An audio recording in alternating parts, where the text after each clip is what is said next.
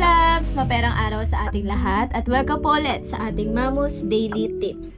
So mga Labs, pakiramdam nyo ba laging walang nangyayari sa mga pera na dumadating sa inyo?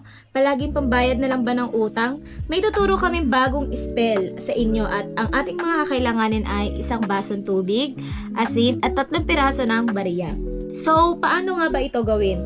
Ilagay sa basong may tubig ang 1 kutsarang asin at haluin ito gamit ang 1 daliri pakanan. Haluin ito hanggang sa ma-dissolve ang asin. At pagkatapos ay ilagay ang 3 pirasong bariya. At pagkatapos ay ilagay ang baso na ito sa lugar kung saan nasisikatan ng araw. Para makakuha siya ng energy at abundance. Hayaan lang itong masikatan ng araw sa buong maghapon. At pagkatapos ay maaari nang itapon ng tubig sa inyong lababo at ang naiwang barya ay pwede nyong itabi sa inyong mga pitaka upang magsilbing lucky charms.